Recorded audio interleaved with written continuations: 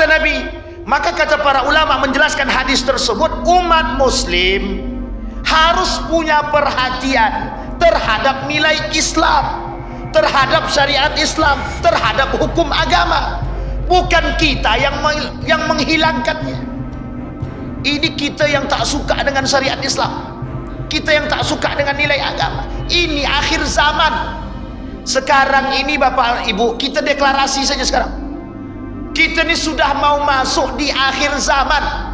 Bahkan sudah ada yang berani mengatakan kita ini sudah di akhir zaman. Kenapa begitu? Begitu semua yang dikatakan oleh Nabi dalam hadisnya, hampir semuanya terbukti.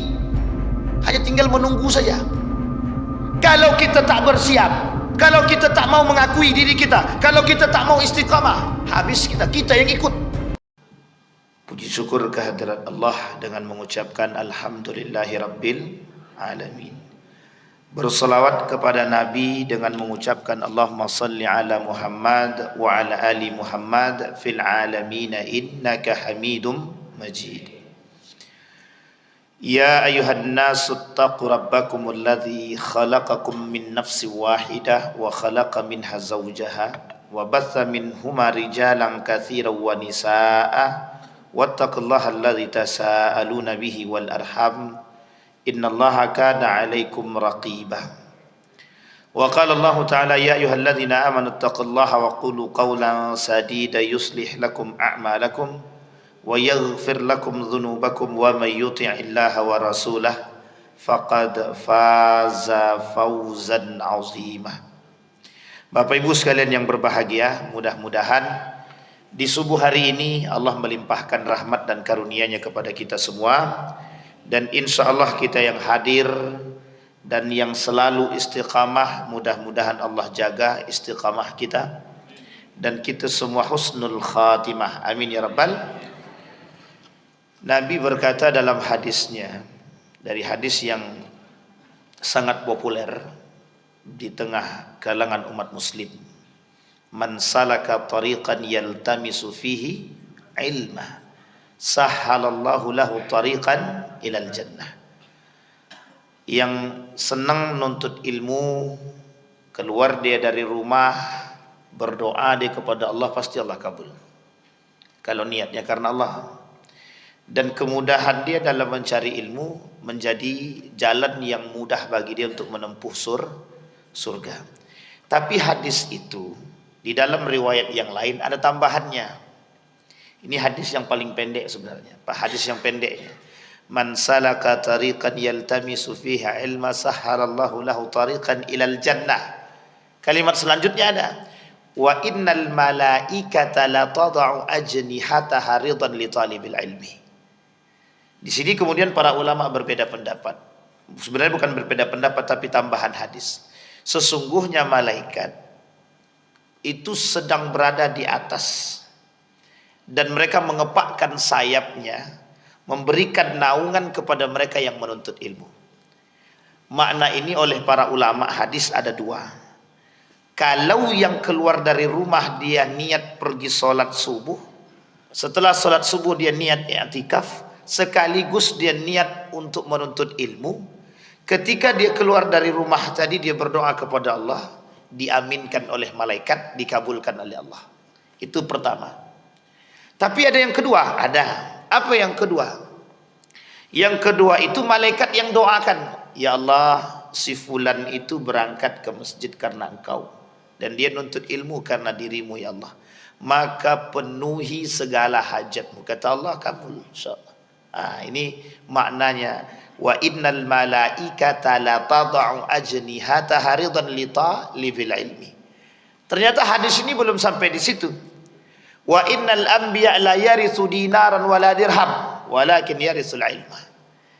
Kata Nabi, para ulama itu, para anbiya, nabi-nabi itu tidak mewariskan harta kepada para ulama, tapi yang diwariskan kepada mereka adalah ilmu. Tapi kalimat ilmu di sini, mewariskan ilmu di sini, itu juga ada makna yang serius. Apa makna yang serius? Yang diwariskan adalah ilmu yang bermanfaat, ilmu yang berdasarkan iman, ilmu yang berdasarkan akhlak kepada manusia. Sehingga bukan sembarangan ilmu. Dan ilmu ini oleh para ulama dibagi dua. Satu ilmu wajib, satu lagi ilmu sunnah. Dalam bahasa lain sunnatun muakkadah. Oh, kok bisa begitu pembagian ilmunya Ustaz? Memang begitu. Sayyid Naqib Al-Attas misalkan, beliau kasih bagi ilmu itu dua. Imam Al-Ghazali misalkan membagi ilmu itu juga dua. Lah kok bisa? Ya, ilmu wajib sama ilmu sunnah muakkadah.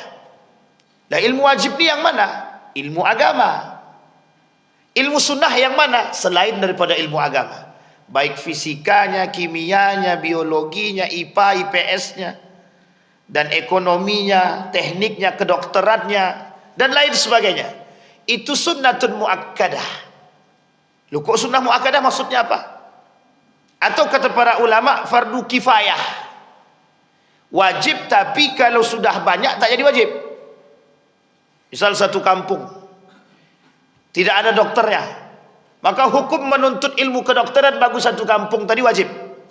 Salah satu di antaranya wajib, terserah siapapun. Tapi kalau sudah ada dokternya, menuntut ilmu kedokteran kemudian itu tak wajib lagi. Nah, ini bahasa para ulama. Tapi ilmu agama tidak begitu. Ilmu agama mau dia ahli apapun, teknik sipil dia, kedokteran dia, skincarean, bukan skincare, apa namanya itu, pokoknya dokter kecantikan dia, dokter gigi dia, dokter hewan dia, mau apa kek dokternya, yang namanya nuntut ilmu agama hukumnya wajib. Tidak ada toleransi, tak ada toleransi, sehingga berilmu itu wajib. Nah, apa kaitannya, mengapa kita kok harus wajib nuntut ilmu agama? Sandarannya adalah ibadah. Karena kalau kita tak nuntut ilmu agama, kita tidak tahu ibadah itu bagaimana. Lah kalau kita tidak tahu ilmu agama, dan kita tidak tahu ibadah itu harus bagaimana model ilmunya, loh, kita ibadahnya sia-sia, tidak ada gunanya, tidak dipandang Allah tuh. Makanya Allah sebut dalam Al-Quran, hal yastawil ladina ya'lamuna wal ladina la ya'lamun. Tidak sama Pak, orang yang beribadah dengan ilmu tanpa ilmu itu tidak sama. Sampai di sini bisa dipahami Bapak Ibu.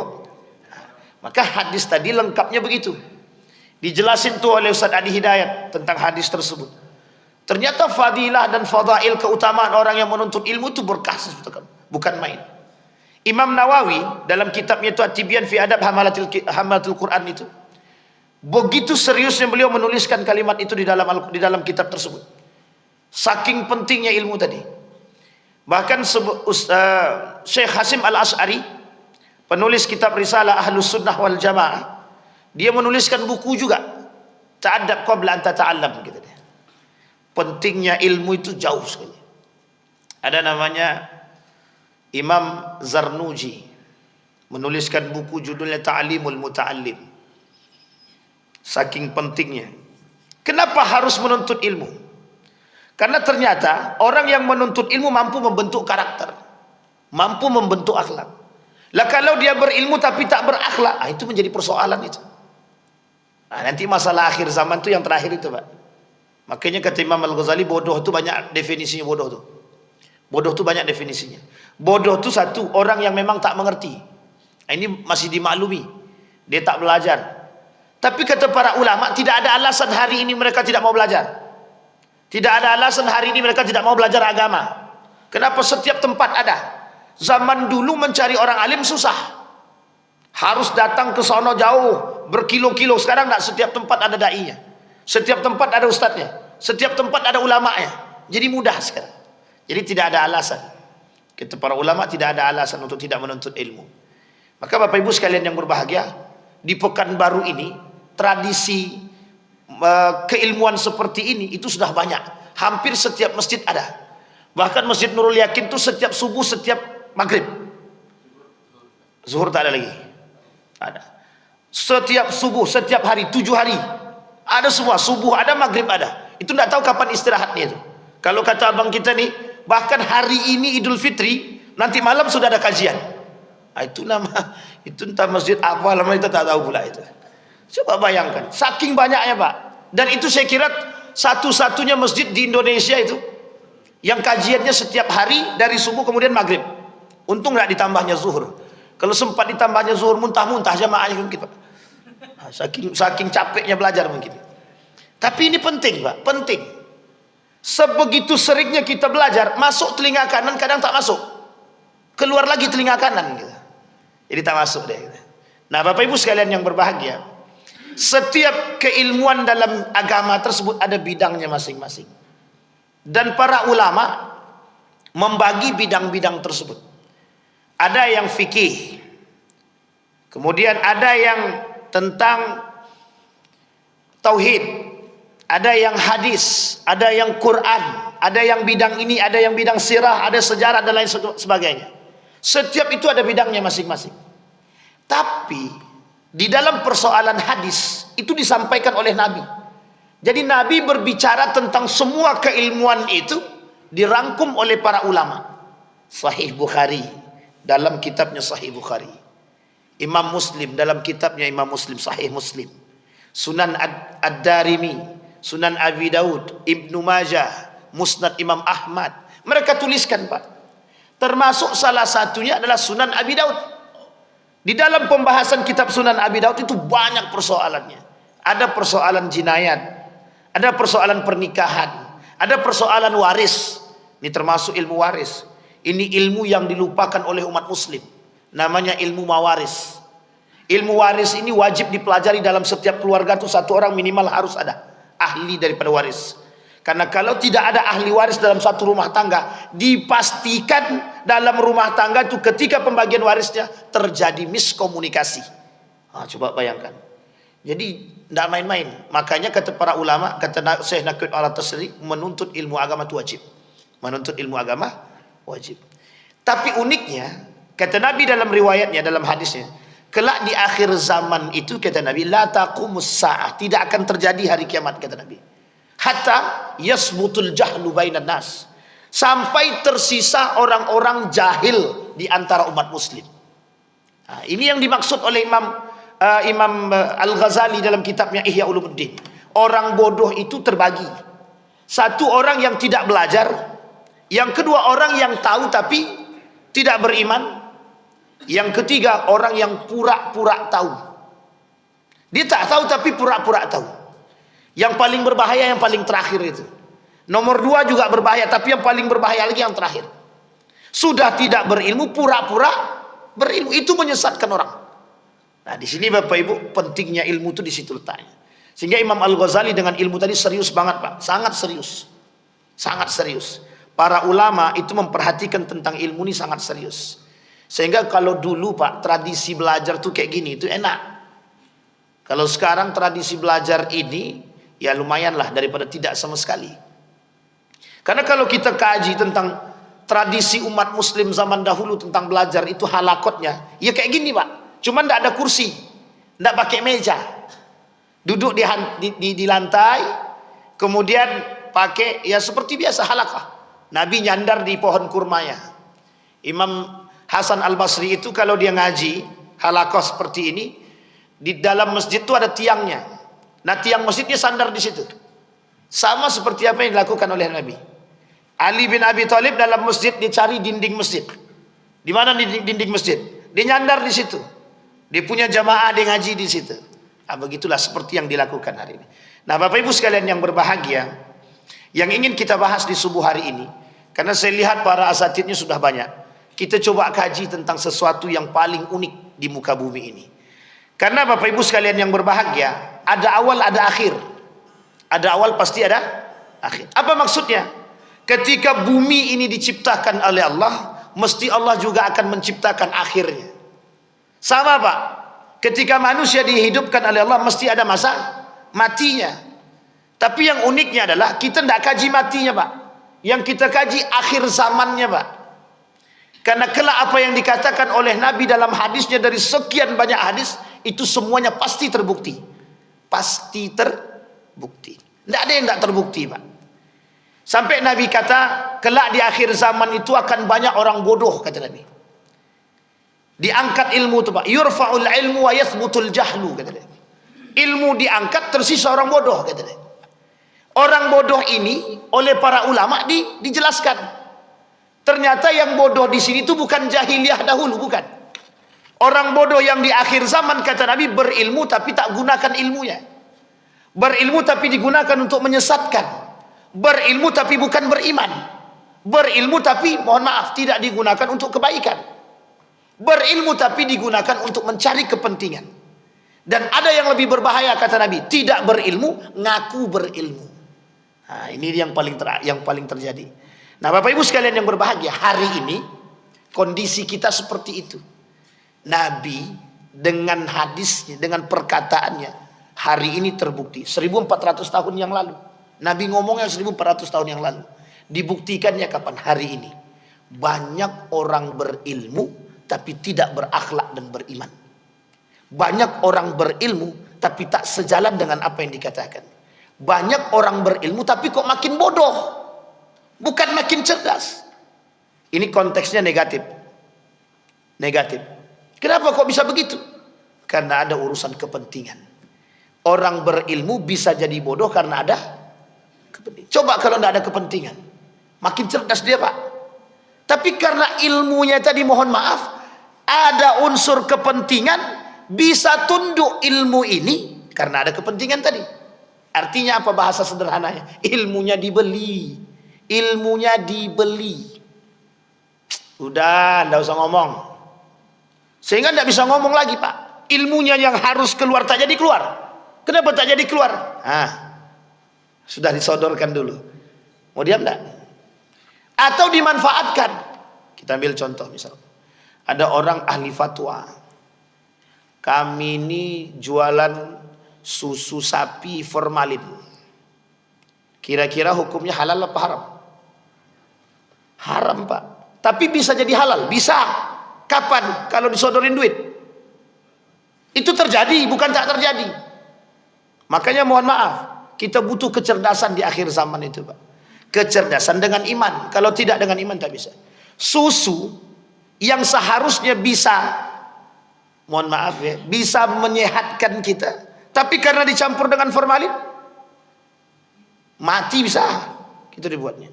Kuaci, halal apa haram? Itu kalau kita buat sendiri jadi jelas halalnya itu, Pak.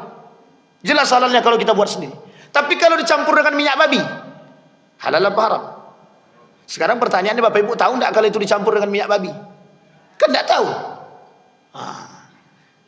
Harusnya kalau dalam pandangan kesehatan tahu itu bercampur dengan minyak babi, keluar enggak fatwa halalnya? Harusnya tak keluar. Loh kok masih ada label halalnya? Itu pertanyaan balik. Kan begitu. Di sini posisinya Bapak Ibu. Bisa jadi yang tadi kondisi yang pertama, bisa jadi pada kondisi yang kedua. Orang ini pura-pura tidak berilmu. Orang ini pura-pura berilmu. Padahal dia tidak tahu hukumnya, Pak. Dan ini banyak di akhir zaman orang yang berfatwa pada hakikatnya mereka bukan ahli fatwa. Kelak di akhir zaman banyak orang ruwaibidah yang tak layak berbicara tapi berbicara. Orang tak layak berbicara. Misal saya tak layak berbicara kedokteran, tapi berbicara kedokteran. Apa yang terjadi? Sesat dan menyesatkan. Sampai di sini bisa dipahami Bapak Ibu. Nah, maka subuh hari ini Bapak Ibu kita akan coba mengkaji. Tebal bukunya Bapak Ibu. Ini kalau dikaji semua tidak tahu kapan habisnya. Ini tentang hadis-hadis yang terjadi Bapak Ibu, yang disampaikan oleh Nabi tentang fenomena akhir zaman. Yang fenomena akhir zaman ini disampaikan oleh Nabi dalam hadisnya semua terbukti. Dan ini adalah pembuka sebelum datangnya kiamat besar. Tanda kiamat besar. Tanda kiamat besar Bapak Ibu itu ada 10. Ini 5 ada 10. Ada 10. Dan hadisnya sahih. Satu diantaranya Dajjal, Ya'jud wa Ma'jud, kan begitu. Gempa bumi yang besar sampai nanti akhirnya, Pak. Akhirnya itu adalah kita semua dimatikan. Nanti lampu mati, ndak ada HP, Pak. 40 hari itu mati semua. Stres manusia itu, Pak. Bapak Ibu akan lihat manusia stres. Ndak usah besok lagi, sekarang dah banyak stres itu. Coba kalau tidak ada internet itu tidak ada. Nih abang-abang yang di depan ini khusus ini, Bu. Kalau tidak ada internet, saya yakin ndak jadi dia ngupload video ini, Bapak Ibu. Pasti itu, Pak. Itu banyak yang stres, apalagi anak muda sekarang ini. Kalau tidak ada internet, aduh, tak bisa menghubungi pacarnya, Pak. Itu Ramadan tuh, Ramadan aja masih stres dia. Coba bayangkan, kita semua hari ini disetir oleh siapa? Disetir oleh gadget begini Pak. Oleh seperti ini. Kita disetir. Kita yang tunduk kepada dia, bukan dia yang tunduk kepada kita lagi. Kalau tak ada HP kita stres. Anak mana hari ini yang tidak ada HP, yang tidak stres dia? Tenang hidupnya. Senang hati aku tak pakai HP. Carilah. Kalaupun ada 1000, satu di antara 1000 itu Pak. Mesti cuma satu orang di antara sekian 1000 itu. Kenapa dia disetir Pak? Ini kehidupan kita hari ini. Jadi kita ini sekarang ini sudah posisinya sudah agak kurang aman sedikit. Makanya kita cari keamanan berpegang teguh dengan tauhid tadi. Nah, Bapak Ibu sekalian yang berbahagia, kembali kepada poin tadi. Di dalam hadis Nabi itu ada 10 tanda kiamat besar. Nah, kita sebelum masuk ke 10 tanda kiamat besar, kita masuk fenomena akhir zaman sebelum masuk 10 tanda besar tadi. Tanda-tanda kiamat kecil. Dan tanda-tanda kiamat kecil ini kata Syekh Al-Arifi dalam kitabnya Nihayatul Alam, itu perkataan Nabi pasti terbukti, pasti. Kita ambil contoh. Satu di antara hadis. Apa kata Nabi dalam hadisnya? Dakhala alayya Rasulullah sallallahu alaihi wasallam wa huwa yaqul, "Ya Aisyah, qaumuka asra ummati bilihaqan." Kemudian faqalat, "Falamma jalasa qultu ya Rasulullah, ja'alani Allahu fu'adaka laqad dakhalta wa anta taqul kalaman ma zara'ani." Faqala, "Wa ma huwa?" Qalat, "Taz'umu anna qaumi asra ummatak bika lihaqan." Apa kata Nabi? Kelak di akhir zaman kata Nabi tidak akan terjadi hari kiamat sampai nanti orang-orang itu akan muncul kelompok-kelompok yang kuat. Dan uniknya kelompok-kelompok yang kuat ini akan memakan kelompok-kelompok yang lemah. Ini kalau dibahasakan seperti ini aja, ini agak ngambang sedikit. Kita akan berpikir apa maksudnya ini. Tapi ulama hadis menjelaskan Pak. Apa yang dimaksud oleh ulama hadis?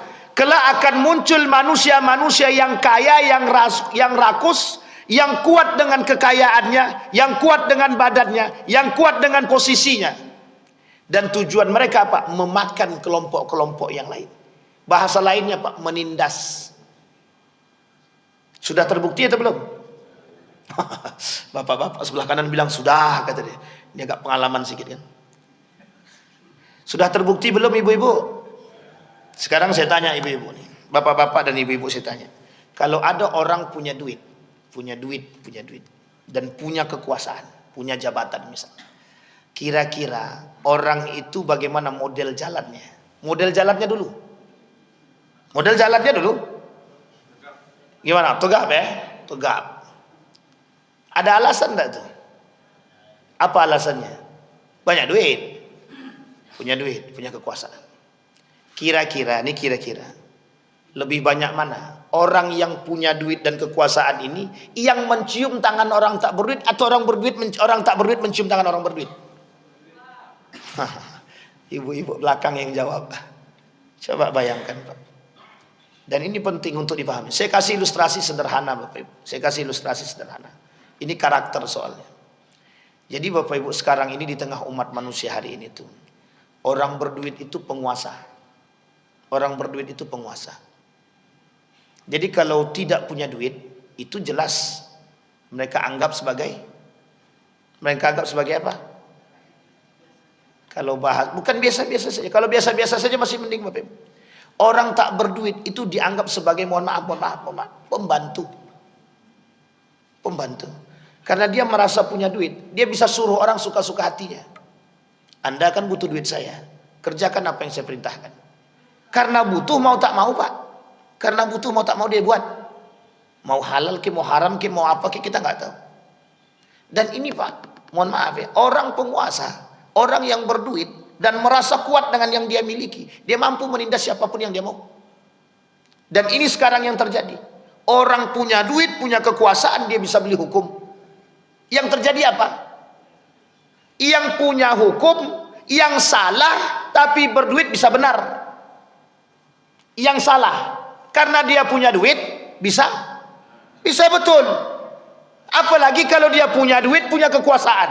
Oh, lengkap sudah itu. Kenapa kok bisa lengkap begitu? Mudah bagi dia. Makanya sekarang ini bahasanya orang-orang yang mungkin agak lemah. Apa kata mereka? Ya udahlah nak, Tidak usah kita melawan, mereka punya duit, kita tidak punya duit, kalah kita. Kalaupun masuk ranah hukum paling kita yang kalah. Begitu bahasa orang sekarang, Pak. Kenapa begitu? Padahal yang salah dia. Kenapa kita tak berani memperjuangkan? Karena kita merasa lemah. Karena kita tak punya duit. Maka orang sekarang ini berpikir, Pak, untuk main jalur hukum. Kalau tak punya duit dia berpikir untuk main jalur hukum. Tidak usahlah, pakai jalur kekeluargaan aja lah. Kalau pakai jalur kekeluargaan, ini cerita nyata. Satu ketika ada seorang pemuda ini nabrak, Pak. Nabrak seorang anak orang kampung lah, ditabrak. Ternyata pemuda ini, bapaknya ini ya penguasa lah gitu. Dan yang nabrak ini anak pemuda tadi. Di samping pemuda ini ada supirnya, Pak. Ada supirnya. Kemudian kasus ini diangkatlah, masuk jalur hukum. Apa kata dia? Supir, kau yang masuk penjara, akui bahwa kau yang nabrak. Semua kehidupan anakmu kami tanggung. Coba bayangkan. Itu nyata itu, Pak. Akhirnya apa terjadi? Akhirnya masuk penjara, Pak. 10 tahun. Beliau masuk penjara. Setelah 10 tahun, apa kata anaknya? Anaknya nggak kenal dengan bapaknya. Karena anaknya masih kecil waktu itu. Nggak kenal sama bapaknya. Apa yang terjadi? Kezaliman yang dilakukan oleh mereka para penguasa yang tadi yang merasa punya duit. Dan ini penindasan, Pak. Kalau dia menolak, kalau dia tidak mau mengatakan itu, apa kata dia? Saya tak bayar gajimu. Saya tak akan kasih kamu duit. Saya tak akan kasih kamu sangon. Seorang yang bekerja, yang berharap, itu tidak sanggup berbuat apa-apa, Pak. Ini ilustrasi, Pak. Ilustrasi keadaan. Dan itu nyata. Begitu kondisi kita hari ini. Bisa orang berduit, bisa meminta orang lain. Coba bayangkan hari ini, lihat permainannya. Siapa yang korupsi, siapa yang masuk. Siapa yang korupsi? Siapa yang masuk penjara? Justru yang korupsi paling banyak tak masuk penjara. Yang korupsi paling sedikit yang masuk penjara. Misal, si A korupsi. Anggaplah korupsinya 50 triliun misalkan. Tapi si A yang korupsi ini, itu makan cuma 1 triliun. 49 triliun yang makan atas. Yang masuk penjara yang mana? Yang makan 1 atau yang makan 49 tadi? Jawabnya barang semua tuh, Pak. Ini kondisi, Pak. Penindasan itu begitu. Kata Nabi, ini ilustrasi kata para ulama hadis, bahwa kelak di akhir zaman yang kuat akan memakan yang lemah. Dan yang lemah tidak akan mampu bersuara terhadap yang kuat. Kenapa? Karena mereka merasa diri mereka lemah. Dan ini yang terjadi. Kenapa kok bisa begitu? Karena ketika itu yang mereka jaga adalah kehidupan. Bukan harga diri, bukan harga diri agama, bukan keberanian. Tapi yang mereka jaga adalah harga diri kehidupan mereka saja. Yang penting kami bisa makan selesai. Yang penting anak kami selamat. Yang penting ini, yang penting itu. Tapi mereka tak memperkirakan itu. Tapi bagaimana dengan pelaku yang menindas tadi? Ini yang disebut oleh Nabi dalam riwayat yang lain. Congkak, angkuh, sombong. Kelak di akhir zaman kata Nabi, akan muncul sab'ina kadzaban, dengan para penipu, pendusta tadi. Mereka muncul dengan kesombongan, mereka muncul dengan keangkuhan. Apa yang menyebabkan mereka begitu? Kuasa. Apa yang menyebabkan mereka begitu? Harta.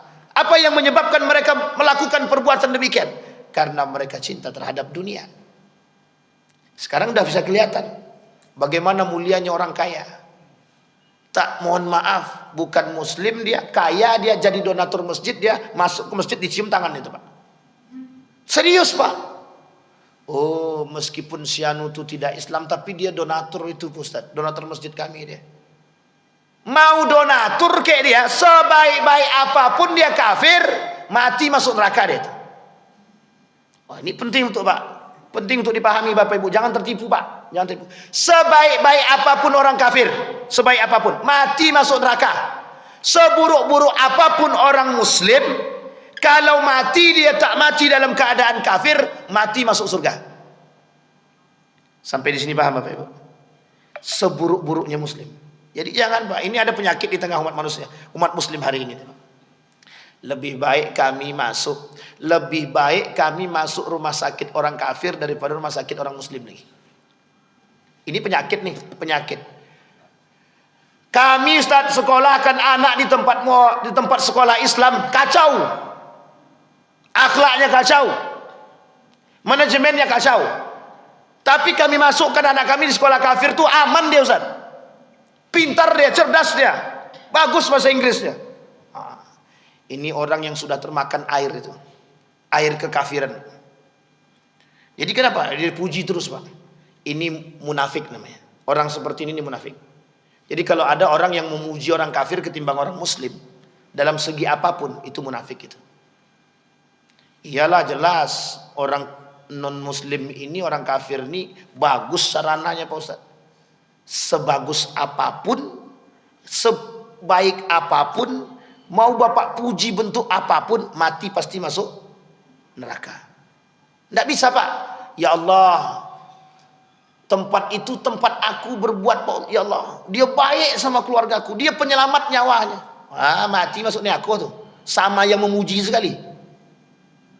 Serius Bapak.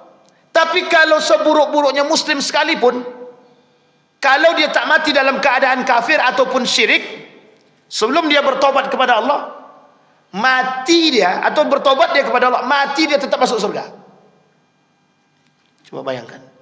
Tapi kalau dia mati dalam keadaan kafir dan syirik dan tidak bertobat kepada Allah, baru khalidina fi. Dia akan kekal dalam neraka jahanam tadi.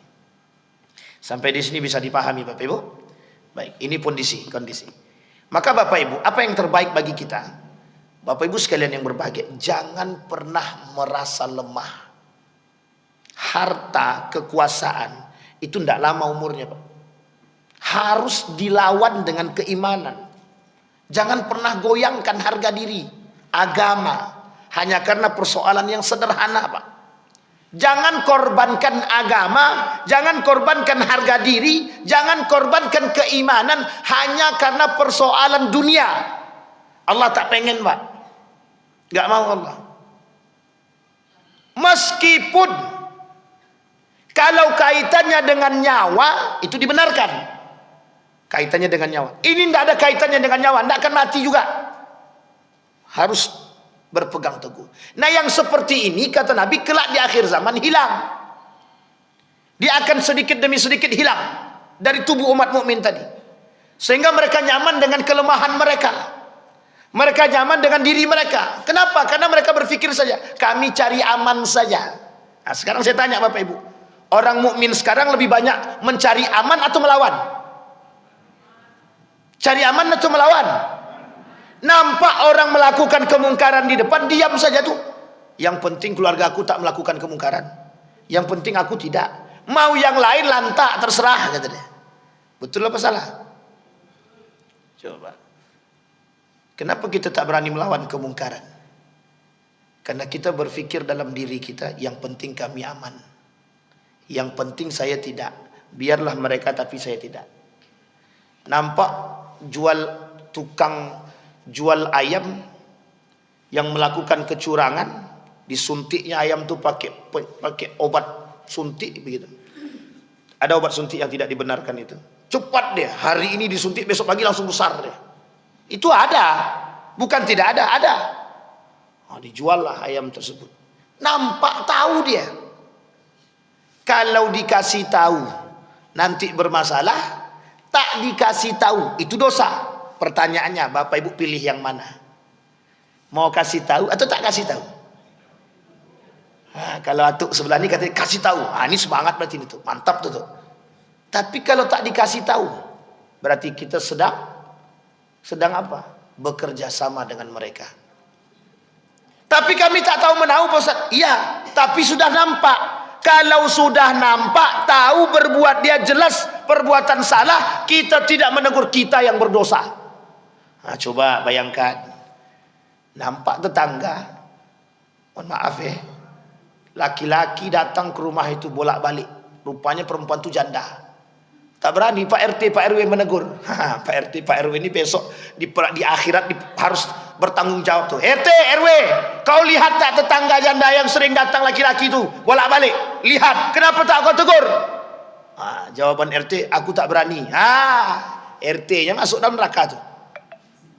Begitu, iya. Kenapa? Karena dia tahu kemungkaran tapi tak berani menolak. Nah, ini penting, Pak.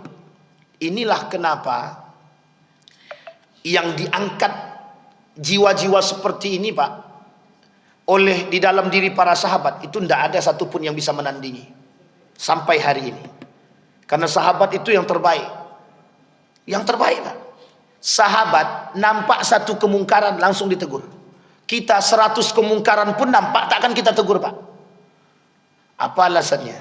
Kalau orang minum khamar, saya yakin kita tak berani. Orang narkoba, saya yakin kita tak berani. Daripada kami dipukulnya, Ustaz. Kami pernah, Pak. Saya pernah di depan Indomaret minum dia, kawan saya minum khamar. Awak ditempelengnya, sakit memang, tapi tempeleng balik.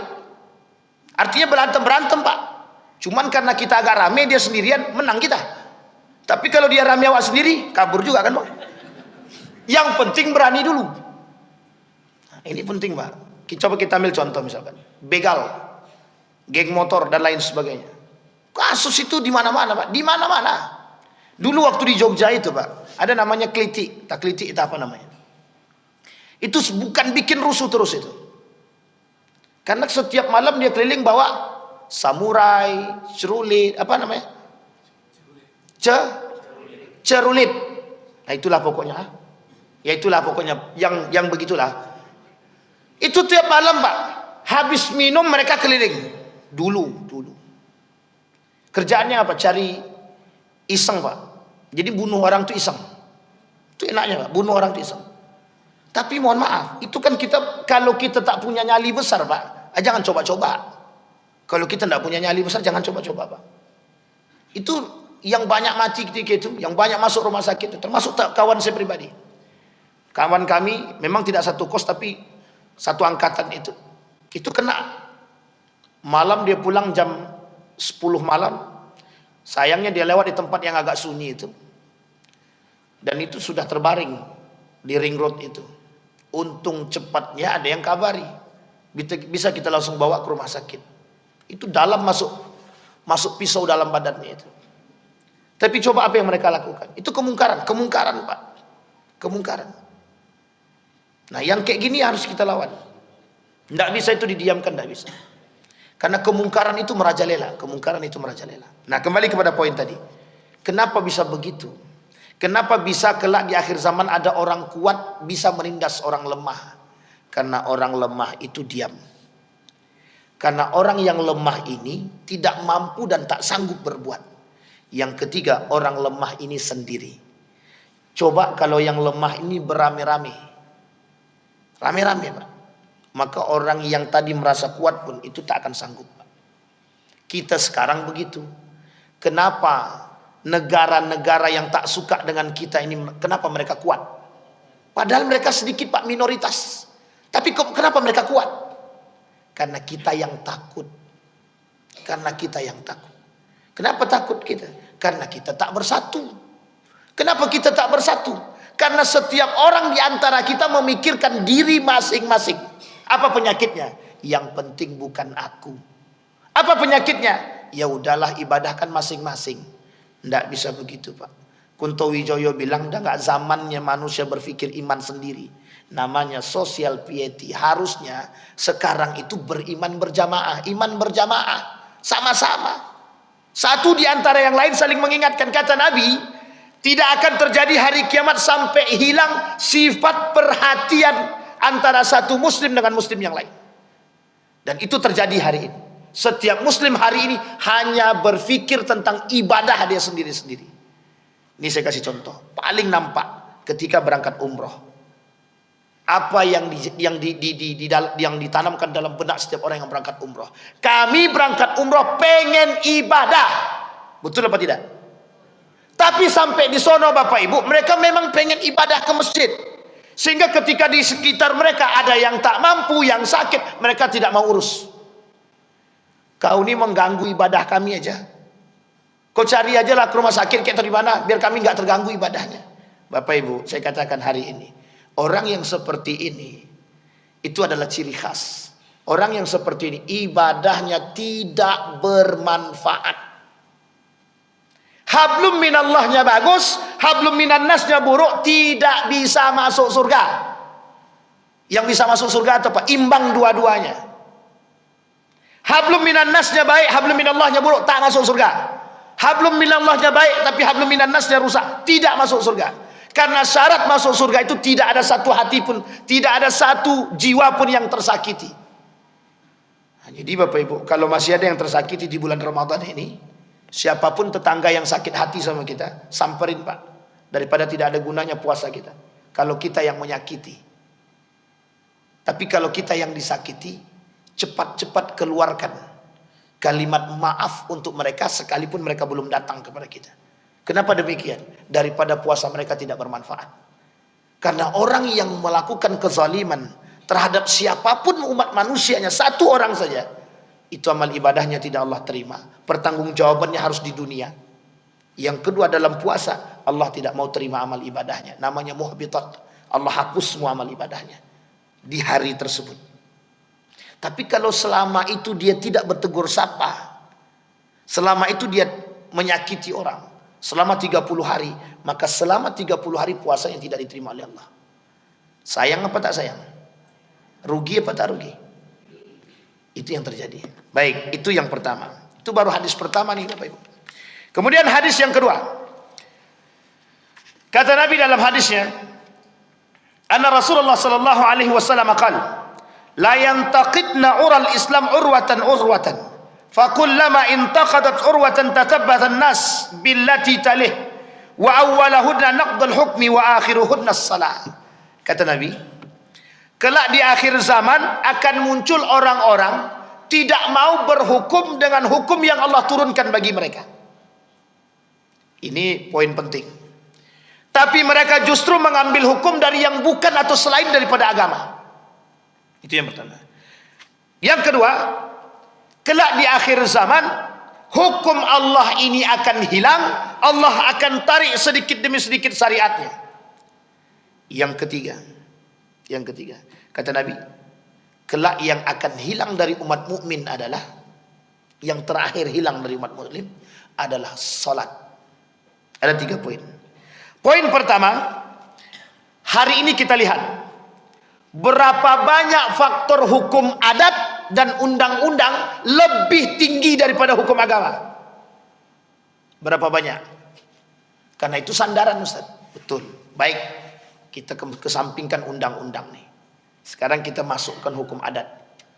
Kalau Bapak Ibu pergi ke daerah-daerah, kira-kira seberapa kuat hukum adat ketimbang hukum agama? Berapa kuat hukum adat? Kalau kita merujuk kepada dahulu Pak, hukum adat lebih berpengaruh daripada hukum agama. Betul apa salah? Nikah harus pakai nikah hukum adat. Pembagian waris pakai hukum adat. Kalau tidak hukum adat, kami tak terima. Kalau tak nikah hukum adat, tidak sah nikahnya. Sampai berkelahi hanya gara-gara adat. Pihak pria minta pakai adat dia, pihak perempuan pakai minta adat dia. Akhirnya apa? Tak jadi nikah. Hanya gara-gara hukum adat. Hukum adat kami begini. Hukum adat kami begini. Wah, ini sulit nih Pak. Besok kalau semuanya punya ego masing-masing, udahlah tak usah nikah lagi. Nikah dengan adat yang sama sajalah. Makanya nikah itu kadang-kadang butuh waktu panjang sekali untuk berpikir. Bukan masalah apa, masalah panjang itu masalah perdebatan keluarganya aja itu. Sebenarnya tinggal masuk datang ke kantor KUA, sah selesai itu Pak. 5 menit pun tak sampai itu. Aku nikahkan engkau dengan si fulan ibn fulan dengan mahar sekian, sah selesai. Tak sampai 5 menit. Tapi yang membuat panjangnya yang mana? Nah, ini perhitungan hukum adat ini tadi. Apa tak lagi sekarang dengan ada undang-undang. Uniknya kalau undang-undang tidak sejalan dengan hukum agama Islam, itu masalah bagi orang muslim. Nikah beda agama misalkan, apa hukumnya? Haram. Kalau sempat ada undang-undang yang membenarkan, kira-kira Bapak Ibu ikut yang mana? Ikut undang-undang atau ikut agama?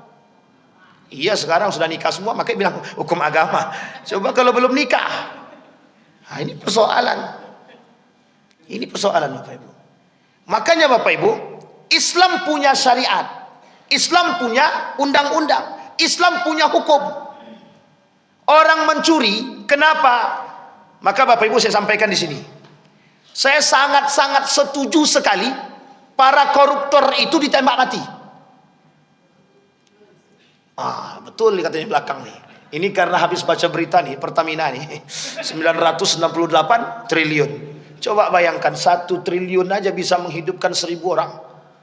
Itu kalau seandainya 900 triliun berarti berapa itu? 9.000 orang ya?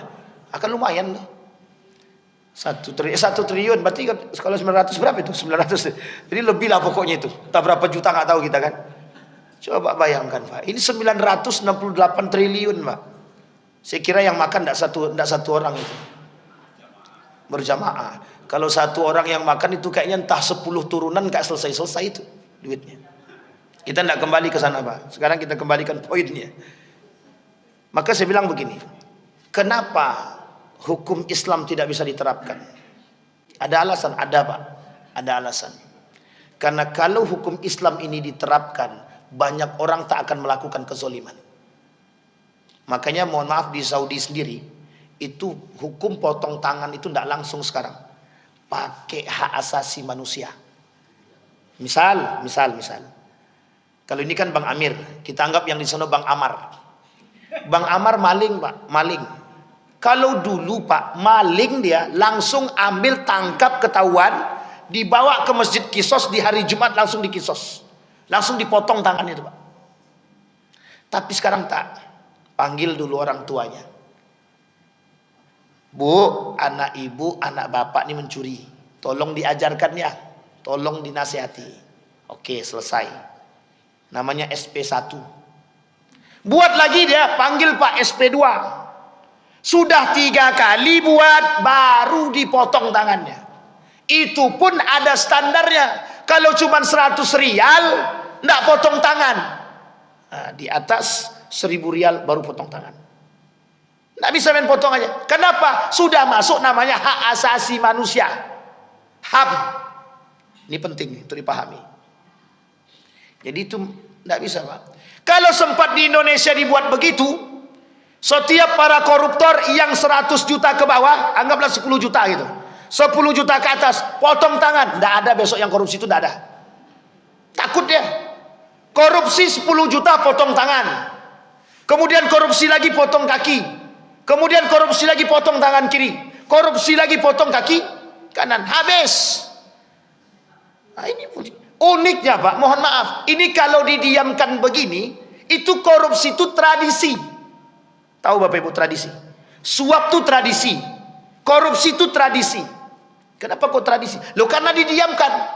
Sesuatu yang didiamkan akan menjadi sebuah kebiasaan. Tapi sekarang Ustaz udah kuat. Pokoknya semua dicari tahu. Alhamdulillah. Asal duitnya balik. Ini dicari tapi duit tak balik. Tetap aja kita yang kena kan. Makanya BLBI Pak. Kasus bantuan likuiditas Bank Indonesia itu. Sampai hari itu tidak selesai Pak. Sampai hari ini. Dan itu penyebab awal hutang kita itu. Penyebab awal hutang. Sampai hari ini hutang itu tidak akan selesai itu Pak. Sampai kapan kita pun tidak tahu. Makanya ada pernyataan anak baru lahir sudah menanggung hutang. Nah, kembali kepada poin tadi. Karena tidak berhukum kepada hukum agama. Uniknya hukum agama itu hanya dijadikan alternatif kedua. Bukan dijadikan alternatif yang pertama. Kenapa demikian? Karena mohon maaf, ini negara bukan negara Islam, kata mereka. Jadi tidak cocok Islam itu, syariat Islam ditegakkan di sini. Aceh yang kota yang meminta kepada Soekarno untuk diberikan keistimewaan karena menjalankan syariat Islam. Itu yang pertama. Yang kedua, kelak hukum Islam ini, syariat Islam ini akan Allah tarik sedikit demi sedikit. Kenapa? Karena umat muslim tidak mau berpegang teguh dengan syariat itu. Umat muslim kelak di akhir zaman akan berpegang teguh dengan hukum-hukum selain daripada Islam. Sehingga yang menjadi patokannya, sekalipun itu bertolak belakang dengan nilai agama, mereka akan ikut yang bukan agama. yang ketiga, yang terakhir. Maka kata Nabi, kelak yang akan hilang pertama sekali dari umat muslim adalah hukum agama. Dan yang terakhir hilang dari umat muslim adalah sholat. Dan ini kedua-duanya bergantung. Karena sholat ini menjadi penguat di antara segalanya. Kunci orang beriman sholat. Kunci orang kafir atau tidak kafirnya sholat. Seorang beriman dikatakan kufur kalau dia tinggalkan sholat. Kalau dia tidak tinggalkan sholat, dia tetap masih orang beriman. Sekalipun dia tidak zakat, sekalipun dia tidak puasa. Kunci sholat. Sholat ini menjadi kunci bagi setiap perbuatan umat muslim. Apapun itu. Maka kata kata Nabi dalam hadisnya, kelak yang akan hilang terakhir daripada umat muslim adalah sholat. Kalau sholat sudah hilang dari diri umat mukmin, orang Islam, maka bisa dipastikan hidupnya tidak akan pernah berpegang teguh dengan nilai-nilai keislaman. Kalau sudah sholat tidak ada lagi dalam rumah, maka bisa dipastikan rumah itu tidak ada berkahnya sama sekali. Tidak ada. Sampai di sini bisa dipahami Bapak Ibu. Ini sudah jam berapa Bang? 1 menit lagi. Alhamdulillah. Masih aman. Kalau diprotes dari awal kan enak. Sampai di sini bisa dipahami Bapak Ibu. Nah, apa kata Nabi? Maka kata para ulama menjelaskan hadis tersebut, umat muslim harus punya perhatian terhadap nilai Islam, terhadap syariat Islam, terhadap hukum agama. Bukan kita yang menghilangkannya. Ini kita yang tak suka dengan syariat Islam. Kita yang tak suka dengan nilai agama. Ini akhir zaman. Sekarang ini Bapak Ibu, kita deklarasi saja sekarang. Kita ini sudah mau masuk di akhir zaman. Bahkan sudah ada yang berani mengatakan kita ini sudah di akhir zaman. Kenapa begitu? Begitu semua yang dikatakan oleh Nabi dalam hadisnya, hampir semuanya terbukti. Hanya tinggal menunggu saja. Kalau kita tak bersiap, kalau kita tak mau mengakui diri kita, kalau kita tak mau istiqamah, habis kita yang ikut. Maka kata Allah dalam Al-Quran, فَلَا تَقْعُدُوا مَعَهُمْ حَتَّى يَخُوضُوا فِي حَدِيثٍ غَيْرٍ إِذًا أَنْتُمْ مِثْلُهُمْ إِنَّكُمْ إِذًا مِثْلُهُمْ kata Allah. Kalau kita tidak berposisikan pada posisi yang baik, tidak berpegang teguh dengan tauhid, tidak mau berpegang teguh dengan nilai-nilai agama, mohon maaf, kita juga akan ikut arus. Sampai di sini bisa dipahami Bapak Ibu? Baik. Sekarang pertanyaannya tergantung kepada kita, Bapak Ibu semua. Mau kemana arahnya? Kalau kita mau aman, ya kita ikuti. Kalau kita tidak mau aman, ya sudah. Tergantung kepada setiap orang di antara kita. Dan ini kondisi umat muslim hari ini. Kita lihat umat muslim hari ini seperti ilalang. Kemana angin ditiup, ke situ pergi arahnya Pak. Kalau ke kiri angin bertiup, ilalang tadi ke kiri dia. Kalau ke kanan dia. Tak sanggup dia nak melawan. Dan inilah arus yang hari ini kita hadapi. Buruk arus tadi kita ikuti, baik arus tadi kita ikuti juga. Jadi abu-abu kita sudah. Nah, sampai di sini paham ya Bapak Ibu ya. Maka kata Nabi, dalam riwayat yang lain kata Nabi, berpegang teguh dengan hukum, berpegang teguh dengan nilai agama, berpegang teguh dengan agama itu sendiri, itulah yang kelak bisa menyelamatkan kita. Maka Nabi menyampaikan 1400 tahun yang lalu, pegang Al-Quran dan Sunnah. Maksudnya apa? Kembalilah kepada Al-Quran dan Sunnah. Selalu berpegang teguh dengan itu, maka engkau tidak akan tersesat sedikit pun. Yang uniknya adalah sekarang itu banyak yang tersesat. Kenapa? Ya menganggap remeh Al-Quran. Ngaku muslim tapi nggak pernah baca Quran. Ngaku mukmin tapi nggak paham apa itu Al-Quran. Uniknya lagi, ada orang mengaku muslim, Al-Fatihah pun tak hafal. Itu parah apa tak parah? Generasi ke depan, Ibu pegang baik-baik, Bapak Ibu pegang baik-baik kata-kata saya nih. Kalau kita masih bertahan dengan kondisi kita seperti ini, maka bisa dipastikan generasi 20-30 tahun yang akan datang tidak mengenal Al-Fatihah. Dan itu sudah kami temukan. Sudah kami temukan ada mahasiswa tidak hafal Al-Fatihah. Coba bayangkan, masih mending tidak hafal Ustaz. Ini bersahadat pun tidak. Sampai di sini paham Bapak Ibu ya? Nah, ini kondisi fenomena namanya Bapak Ibu. Inilah yang disebut dengan fenomena akhir zaman. Nah, mudah-mudahan ada manfaatnya bagi kita semua. Kita berdoa kepada Allah. A'udzu billahi minasyaitonir rajim. Bismillahirrahmanirrahim. Alhamdulillahirabbil alamin. Hamdan syakirin, hamdan na'imin. Hamdan yuwafi ni'amahu wa yukafi'u mazidah. Ya Rabbana lakal hamdu kama yanbaghi li jalali wajhikal karim wa 'azimi sultanik. Allahumma faqihna fid din wa 'allimna ta'wil. Allahumma ansur man nasara ad-din wa khudhul man khadhala al-muslimin. Allahumma a'inna ala dhikrika wa syukrika wa husna ibadatik. Allahumma anfa'na bima 'allamtana warzuqna 'uluman tanfa'una fid din wad dunya wal akhirah.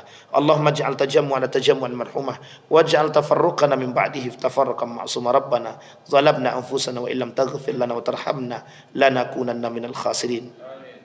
Allahumma ij'alil Qur'anal 'azima rabi'a qulubina wa nura sudurina wa jilaa'a ahzanina wa dhihaba humumina wa ghumumina. Rabbana atina fid dunya hasanah wa fil akhirati hasanah wa qina azabannar. Walhamdulillahirabbil alamin.